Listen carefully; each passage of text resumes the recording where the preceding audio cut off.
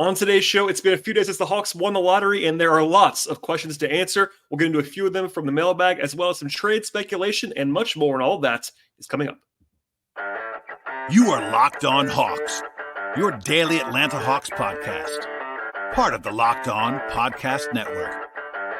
Your team every day.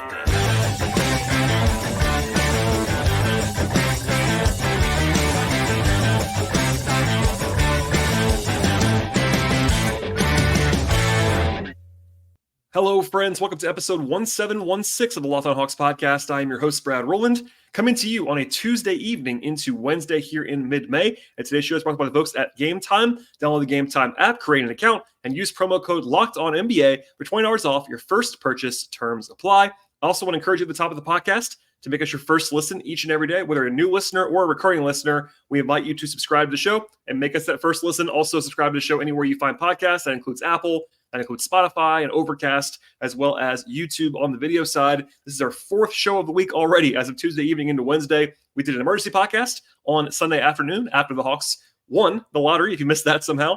And then we did a two-part episode with my friend Brian Schroeder, who covers the draft year-round. That dropped on Sunday evening into Monday with some options of the number one pick and some draft stuff overall. Plenty more where that came from, for sure, in the coming days. And in general, wall-to-wall coverage of the Hawks year-round. Not now, but certainly all year round, but also full steam ahead now to the draft in about 6 weeks. Today's show will basically be 3 segments and kind of a mailbag style for a lot of this podcast. Later in the show, I'll focus on Alex Sarr for a few minutes. That's the questions I got from listeners about the potential number one overall pick in this year's draft. At the end of the show, I will focus on some latest reporting about Trey Young and trade speculation. That's always a popular topic, even if not for always the most fun reasons in the world.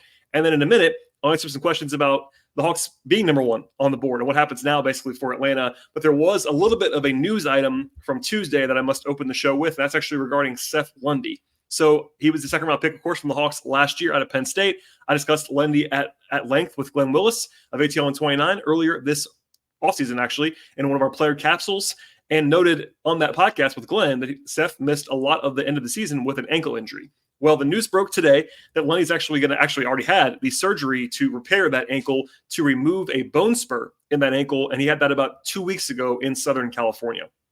It's not out of the ordinary for a surgery to happen in the dead of the offseason without any notice, because the teams certainly have to update you as frequently or really at all. And also, Lundy was in the G League at the end of the year a lot, so that kind of gave them some cover to not give a ton of updates on that. With that said, the Hawks have already ruled Seth Lundy out for Summer League. So he will not be in a Hawks uniform at any point this summer, because the only sort of league-sanctioned event that the Hawks are playing in this summer is the Las Vegas Summer League in about 2 months from now. He won't play there, but they will, at least what the Hawks said today, he'll be ready to go for training camp in the fall. Obviously, it's a little bit of a bummer, of course. I've always enjoyed Seth Lundy. I think he's a very interesting prospect as a potential two-way wing player. Technically, he's a free agent this summer. He's restricted because he was on a two-way contract. He can come back on another two-way deal. And, the Hawks actually even giving this update is probably an encouraging sign that they plan on him being around in the future, although that's not guaranteed necessarily. But they drafted him last year with the same regime in the front office. He can come back on a two-way contract. Maybe this coming season, maybe also even be on a minimum if he's a little bit cheaper than a typical minimum contract would be. Anyway, no official timeline, I would say, right now. But obviously, he will not be ready to go until August. So we'll see if there's anything else on that. But I'm sure he'll be around the team this summer, but cannot be playing in Summer League. So just something to note there as far as the news is concerned, and a rare news item as of mid-May. All right, to the mailbag now for the rest of the show for the most part. And question number 1 comes from Donald, who says, what are the early mock drafts saying? What are you hearing about the Hawks and the most likely guy at number 1? I think every mock that I've seen from a mainstream outlet, like not just like a random Twitter user, but an actual like outlet, had Sarr to the Hawks. There might have been one that didn't, that I missed. It was close though to consensus. I know people sort of in charge of those mocks that I'm friendly with. I know Jonathan Gavoni of ESPN even said on the Zach Lowe podcast that it was kind of just the safe thing to do. Like, I agree with that. I think if you maybe do a mock right now, and mocks and big boards are different. Keep that in mind. Mocks and big boards are different. Mocks is what you project to happen. Big board is your actual belief and your own analysis. If I was doing a mock today, I'd have Sarr number 1 or a big board. Same for me. But anyway, there was someone on CBS Sports HQ who said the Hawks should take Zaccharie, which was interesting to hear from a mainstream outlet after the lottery. But I wouldn't entertain that, just to be very clear. But I would say, yeah, in general, the most likely player at 1 right now is Alex Sarr. But I always say, and I haven't saying this the entire time, it is not a lock. I mean, it's kind of funny, my mentions right now with people that probably didn't know a lot about Alex Sarr until a couple of days ago. Like, they have to pick Alex Sarr. They have to. No, I wouldn't say they have to. I mean, he'd be the guy that I would pick, but I think the range is certainly bigger than that. Question from Ed, who, by the way, asks, actually says, I enjoyed the show with Brian. Thank you. And he says, don't scream at me if I missed it, but how wide do you think the range really is? It seems like Sarr is number 1 for almost everyone. That's the question from Ed. Thank you for the question. I purposely touched on like a lot of different guys with Brian on that show. And that 2-part episode is certainly worth listening to as a good guidepost for this top 7, 8 guys in this class. I'll have plenty more guests on as well in the next several weeks. But honestly, I'll be talking about some of the other stuff in the draft too, not just the top pick, because I really enjoy the draft. And also, the Hawks could trade down. The Hawks could trade back into the draft with another asset for the future if they want to, all that stuff. It's definitely possible, and I want to paint the whole picture for you. But I mentioned this to someone online, answered your question on Twitter, actually, and got some DMs right away. But basically, I said the range is like 6 or 7 players long. And that doesn't mean that it's likely to happen or that it's 10% chance of all those guys. I think maybe it's a 1% chance for a few of them. But I think that it is, Anthony Bennett's the example everybody's using. In 2013, Anthony Bennett was not a pick that was not only acceptable or excitable, but also it was very shocking. I'm not saying the Hawks are going to shock everybody, but it's at least plausible. And by the way, it is so early. I cannot stress to you how early it is in this process. The Hawks just won the lottery 48 hours ago, as I'm saying this podcast now, and a lot can change intel-wise. So, obviously, you have Sarr. That's 1. The rest of these are not in order, but these are the guys that I would at least say have like a more than 0.1% chance. I'd say Risacher, who not everybody's that high on, but he's a French forward. ESPN actually has him number 1 on their actual board right now. They're not alone in that. He's in the mix, I would say. Ron Holland from G League Ignite as actually number 1 for John Hollinger, among others. And if you bought into the offensive game developing for him, I can definitely see it. He's that prototypical, physical, athletic, two-way wing player that everybody wants. Stephon Castle measured well. He's at the combine this week. He's from UConn. He's number 1, I believe, at the ringer at this point in time. If you buy the jump shot, I can always see it with Stephon Castle being that high. Modest Muzelis of G League Ignite isn't that high for most people, but certainly seen in high regard as a potential mid to high lottery pick.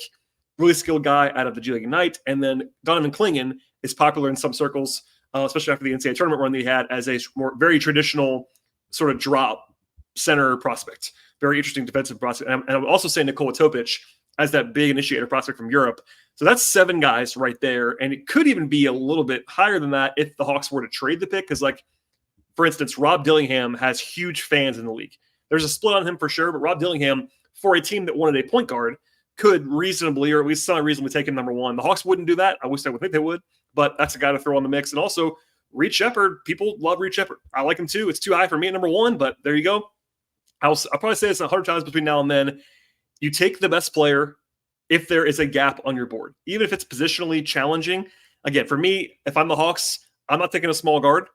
Everything else is on the board. So if it's close, fit, all that stuff, take the best player if there's a guy that's left in your tier. That's kind of how I think about the entire draft. But I'm intentionally going a little bit wide on this because I think in general, people on the outside especially, and that includes me, but people on the outside, fans, etc., are way too, quote unquote, sure about what's going to happen in a draft that's 6 weeks away still right now. And most people in the league don't like this draft very much. So I think inherently there's a wide range of outcomes that could happen at the top. That doesn't mean the Hawks might settle on Alex Sarr right now and have him number 1 the entire way and take him on draft night. That's a possible outcome, maybe even the most possible or most likely outcome of all. But there's a lot more outcomes that people want to think about right now, is what I would say. A lot can change. You talk about the bad stuff, like injuries can pop up, bad workouts, intel challenges, the Hawks just falling in love with somebody else. That could all happen along the way. I think the more practical range is smaller than 7 or 8 guys that I referenced, but it's really early in the process, and it wasn't as if the Hawks were actually prepping the last month on this. Like, yes, I would hope that someone in that facility had a big board that included a top of the board in case they won the lottery. But it wasn't like that was the focus. Smartly, you would have gone wide if you were the Hawks and focused in that, mid-late lottery range, probably as your primary focus in that time from, really all year long. It doesn't just start when the team gets eliminated, but especially when the team gets eliminated, you sort of wrap things up.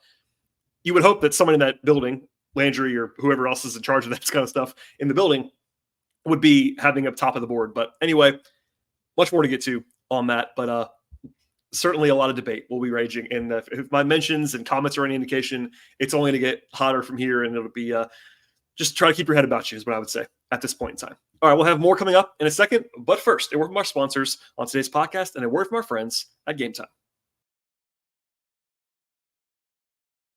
Today's show is brought to you by Game Time. And Game Time is an authorized ticket marketplace at the NBA, which makes getting playoff tickets even faster and easier. With the Game Time app, prices on Game Time actually go down the closer it gets to tip-off, and they have killer last-minute deals all in prices, views from receipts, and the lowest price guarantee. And Game Time is a fantastic option that makes things very easy for you. I've been a regular user of Game Time app for quite some time now. It's coming handy for me for all kinds of things, from shows to Braves tickets, Falcons tickets, etc.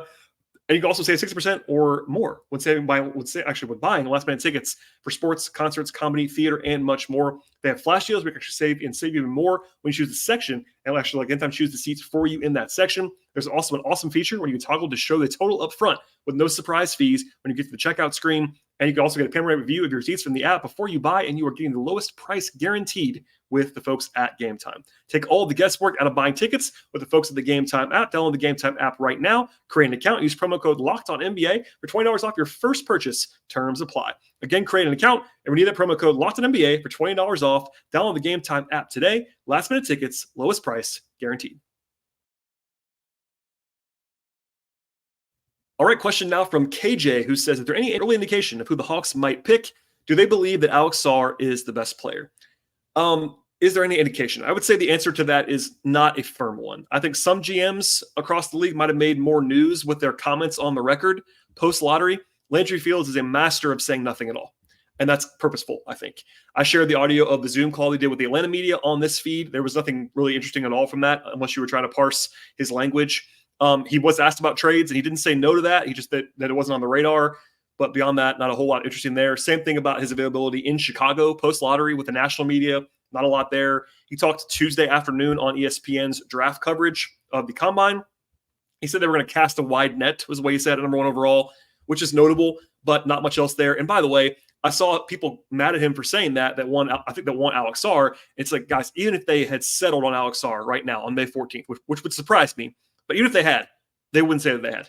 That's not what would ever happen. So to defend Landry saying nothing, it'd be better for me if he was more interesting on this kind of stuff, but it's not a shock that he's not saying a lot right now, a month and a half away from the actual draft. I think the Hawks were understandably shocked about winning the lottery. That's part of that too. And they got a board somewhere. I joked on the live Twitter spaces with the guys from Ethos Hawks about this during the lottery, but some of it is real in that the owner gets much more involved in this decision when it comes to a decision of this magnitude in most franchises, not just the Hawks. So you can't discount that. And I think even more so with the Hawks, and given the way that Tony Ressler has handled things, he has been pretty open about the fact that he makes the final decision on a lot of things. Now, from the outside, as a fan, as an analyst, all those things, like I wouldn't love that, because owners, while they have the ultimate ability and the right, obviously, to do whatever they want to, they're in charge of the team. I would rather, if I was a fan of a team, want the basketball people making decisions. But that's not always the case. Needless to say, this is not going to be a solo Landry Fields decision. And I don't mean that in a negative way. It's just the reality of the situation. Some franchises have a really strong lead executive who's been there. Like Sam Presti's one in Oklahoma City. Danny Ainge is one who's been around. There's Daryl Morey. They have these big, they have tons of clout. They have really kind of free reign. Compared to the owner, owners always have free reign, but you know what I mean. Atlanta's not like that. Landry's the GM, but GM is not president of basketball operations. So Travis Schlenk was the president. Landry's the GM. You also have Kyle Korver in the mix. You have Quinn Snyder in the mix. You have Nick Ressler in the mix. You have Tony Ressler prominently in the mix. Like there are lots. They just hired another executive from Golden State. There's lots of people in the mix here, stakeholder-wise. That always adds uncertainty all the way through the process. Also, this came back up this week because Kevin O'Connor of The Ringer referenced it and linked back to it with the stories that I reported on at the time, 6 years ago.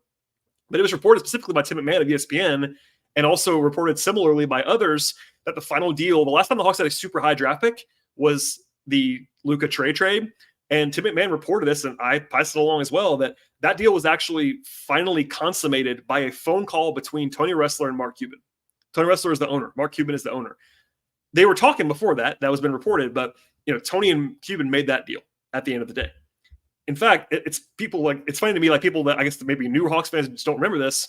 But it wasn't breaking news. It wasn't like Kevin O'Connor was reporting that. That was way out there. It was linked. It's been out there the whole time. I talked about it at the time. Another example, Travis Schlenk, the now former executive of the Hawks, did a podcast with Woj in 2019 on the record in which he literally said into a microphone they were going to take Luka at 3 if they didn't make the trade. That's not something that you often hear a GM say that's still in the job at that point in time, and he was. But this stuff gets memory hole. People kind of forget about it. But all that say, like, that's one example, but I can give you a lot of others, both on and off the record. I won't, but Tony has been directly involved in basketball decisions throughout his time. There was the infamous Jeff Schultz reported, and I've passed along many times, where Tony declined, basically shot down a trade for Paul Millsap in the middle of the season.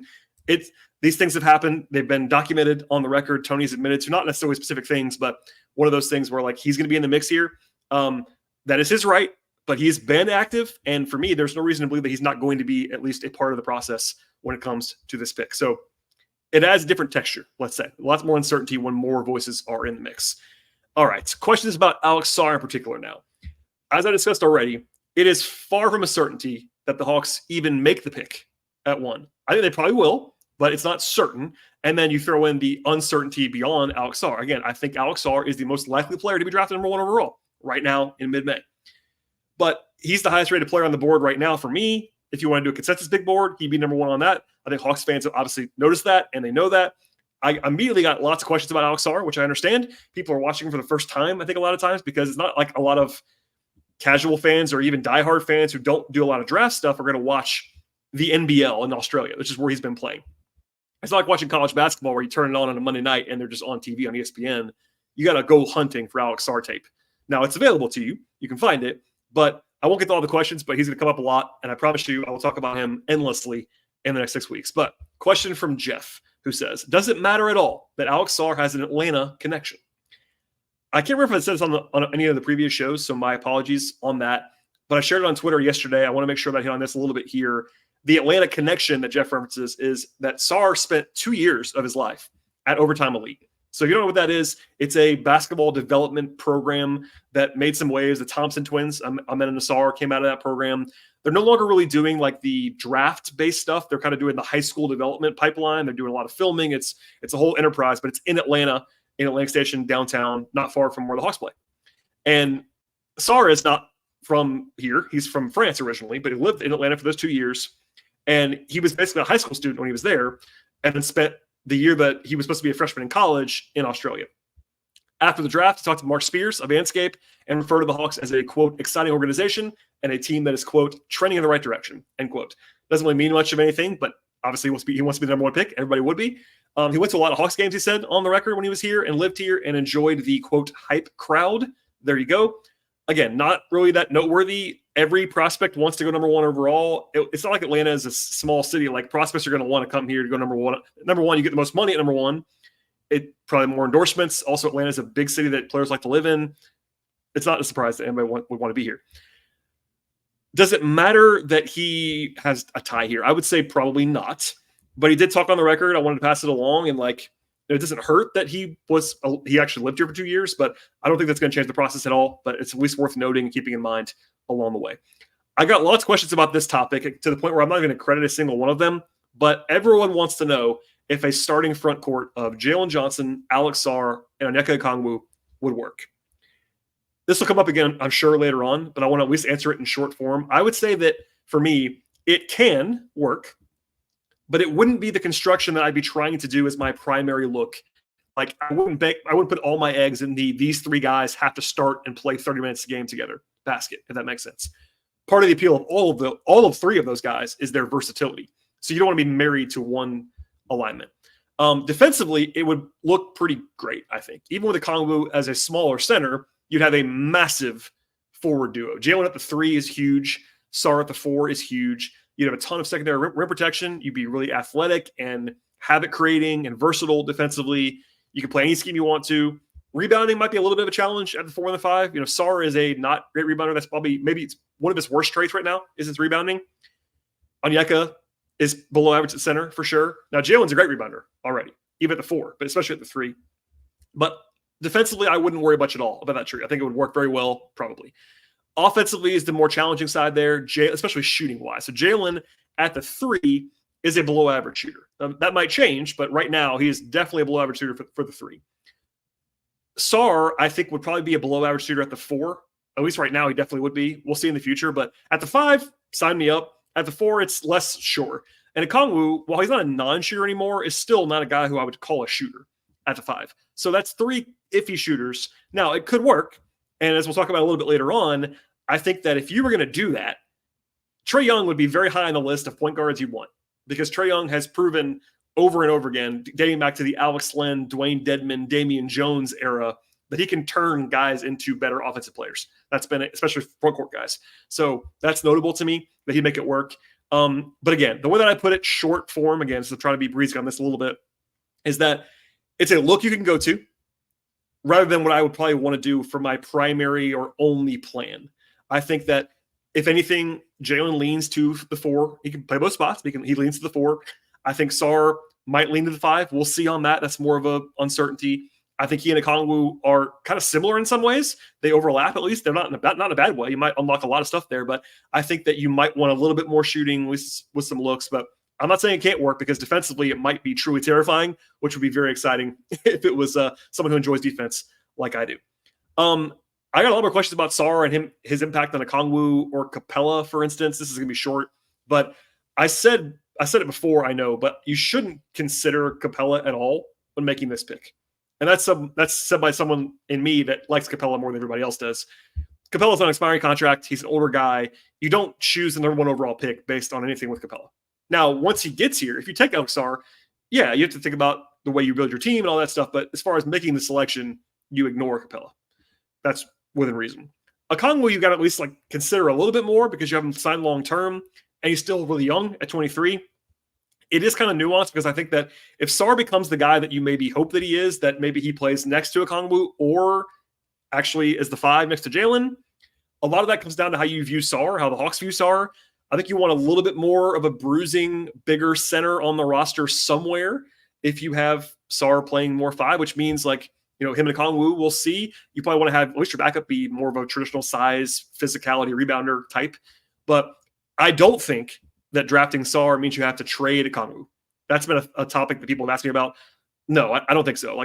Does it make it more likely that you trade Okongwu? I would say yes to that pretty firmly, because right now, to this point, they've never really come close to trading Okongwu. They like him a lot, but it's worth keeping in mind that this is not the same regime that drafted him, nor is it the same coach. Now, they like Okongwu, but they're not married to him in the way that you might be to a top 6 pick in the draft from 4 years ago, because it's a totally different regime other than the owner. So keep that in mind. But I think that at the very least, drafting Sarr would make it more likely you trade Okongwu, but you definitely don't have to. Those guys can work. I think they probably would work. You kind of just have some figuring out to do, which is not a bad problem to have for a couple guys who are extremely talented and versatile big men. All right, so we'll have more on the trade front coming up in a second. But first, we'll work with my friends at BetterHelp.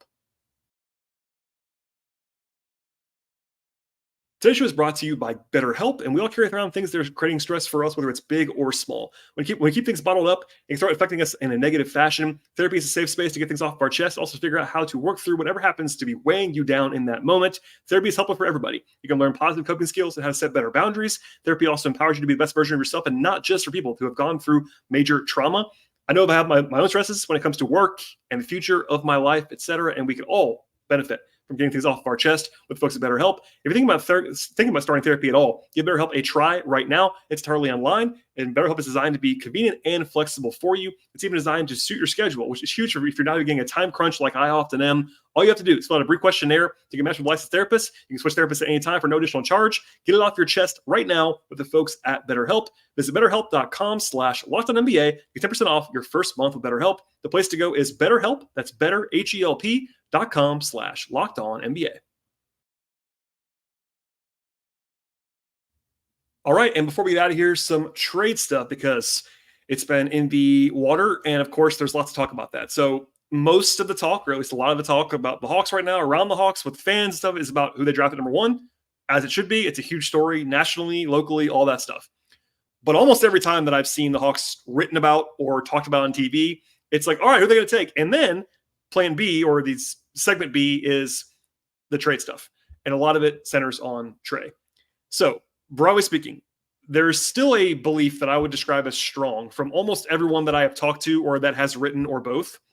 I have my own people I talk to around the league, sources around the team, people that have written stuff, all that stuff. The consensus belief is that the Hawks are at least likely to trade either Trae or Dejounte or both. Now, I think the both option is unlikely to happen, but it's possible. Most believe, though, that they're probably going to move one of them between now and the season. Not definitely, but probably. Somebody asked me about like why most of the stuff is being talked about this week is about Trae and not about Dejounte.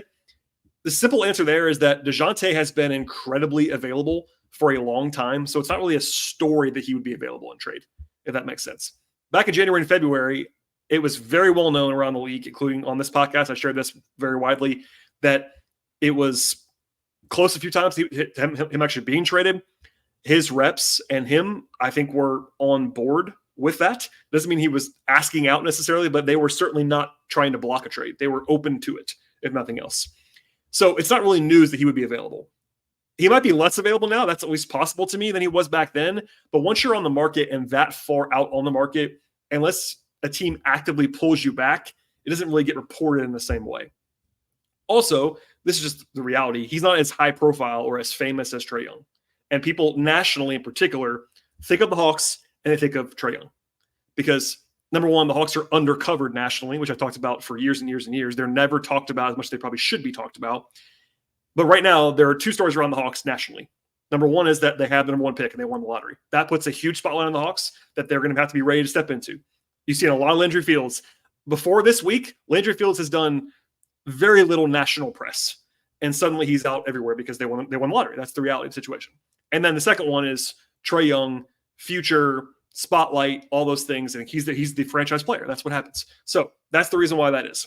Now, a little roundup of what's been said or written about from national people about Trae since the Hawks won the lottery on Sunday. So first, I'll give you a snippet from Shams this is on FanDuel TV on Monday. It's kind of a longer quote. I'll read it to you now. Quote from Shams. You see teams like New York and Indiana making runs to the conference finals. Trey Young surely feels like he and the Hawks should be in that position. They're going to have real conversations if he believes that they're not trying to construct a real winner around him. And that dialogue, those talks are going to happen this week at the Combine, next week, and the weeks to come before the NBA draft. Clearly, that pairing between Trey Young and Dejounte Murray has not worked. They're already looked into moving Dejounte Murray. They kept him in the trade deadline. Which guard do they end up looking down that path? I think that's going to be the big question for the Hawks leading up to the draft. End quote. So a lot there, obviously, but touches on dialogues on the Hawks side with Trey, around Trey, the decision-making. None of that's breaking news, just what was said. Woj on ESPN during the lottery coverage on Sunday afternoon said this win of the lottery gives the Hawks a, quote, tremendous opportunity to start reshaping their roster, end quote. He mentioned that the possibility of trade talks, including Trey Young, are, quote, very real too. Possibility of, not definite, but possibility of, and even mentioned the word rebuild, which got a lot of Hawks fans confused, and I think rightly so, because as we've all said a million times, the Hawks owe 3 straight years of draft picks to the Spurs. So a hard rebuild is not impossible, but it is harder than it would be. Mark Stein wrote on Monday that there is, quote, considerable speculation bubbling league-wide even more feverishly than it was before about the Hawks' expected willingness to trade Dejounte Murray or Trey Young in the wake of landing the number one pick. Jake Fisher of Yahoo wrote, who's been on this podcast before, by the way, wrote this Sunday that there is a growing belief, quote, among rival teams that this summer will also put Trey Young on the trade block, end quote. Mike Scotto at Hoops Hype as well wrote, in years past, quote, there's strong resistance to moving Trey Young, but, quote, rival executives believe Atlanta will be more open to that conversation this offseason than ever before. So that's a lot of words, a lot of people that wrote things, and there's even more. I might cut some of them. Anyway, what does it all mean? Broadly speaking, it means that this summer is the highest likelihood of Trey Young being traded since he arrived in Atlanta in 2018. One more time, I'll say the same thing. This is the highest likelihood of Trey being traded from the Hawks since he got here in 2018. That's the headline-grabbing way to put it.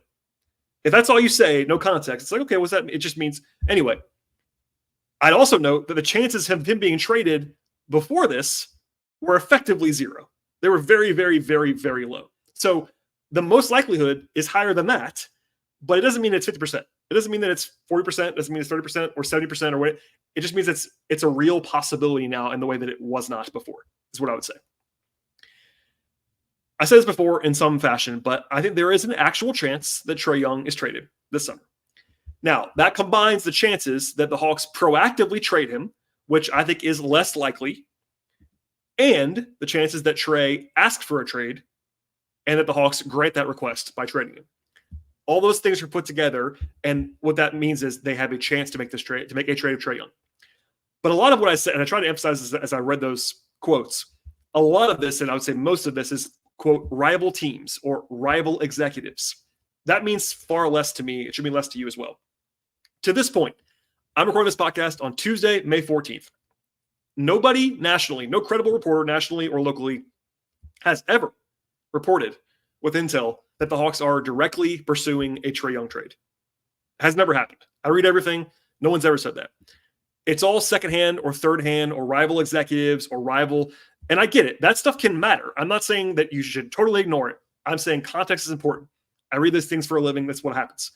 It's not direct sourcing. You don't ignore it, but no one's come out and said the Hawks are going to trade Trey Young, or the Hawks are trying to trade Trey Young, or the Hawks are actively taking calls for Trey Young. It's all they might in the future, or rival executives with that they could get there. And that's fine. It's just worth keeping in mind that's different context. And I just said this. There is a chance he is traded. Now, a step back. Trey made it very clear this summer already in a couple of different interviews, both with the media and also on his podcast, that winning is a priority for him, and the Hawks haven't been winning. And that's 100% true. Shams laid out that before, and what I talked about before about conversations happening between Trey and the Hawks. He has a new agency. He left Clutch for CAA. Now, this is a little bit industry nerdy, but it's an open secret for a while that Omar Wilkes, who was Trey's agent, left Clutch a while ago. And when that happened, it was kind of like Trey's probably going to leave. And I heard that. I'm not a huge agent expert, but that was kind of out there. He ultimately did. He's at CAA now. Also, Trey came to Clutch from Octagon with Omar Wilkes, who was his agent. So he went with Omar from Octagon to Clutch. Omar left, and then he left. So there you go. Something to keep in mind is that he has a new agent. Now, there's also a pretty reasonable scenario beyond just like asking for a trade, which is possible. I'm not saying it's not. I haven't heard that, but there you go. There's a scenario that's reasonable where Trey and his agent maybe exert some internal pressure. Maybe quietly. We may never know about it. It may never leak. But you can make your voice heard as a superstar who's on a max contract with some real juice to ownership or front office that you would like to go ahead and speed it up a little bit. And it doesn't mean you trade the number one pick. That's the conversation too. It's been happening a lot. Well, Trey's going to want them to. I'm not saying that. I'm saying maybe he wants them to do something specifically. It doesn't mean they're going to do it, but there are ways to exert some internal pressure. If you don't want to ask for a trade, but you want to make sure that the heat is on, that's a way to do it. It's happened many times with many stars around the league. Look, I can keep going on this forever. I won't. I'll stop now. But I'll say this. A lot of people ask me to tell them that there's no way Trey Young is traded this summer. A lot of fans have said that. I can't tell you that. I just said before, there is a chance he's traded this summer. There's the most chance there's ever been. I can tell you that was my reporting hat. This is now my analyst hat. I wouldn't be trying to trade Trey Young. I would try to build with Trey Young, Jalen Johnson, and the number one pick as my foundational pieces. But I'm not in charge of the team. So I've still never heard that the Hawks want to trade Trey. I think they might consider it.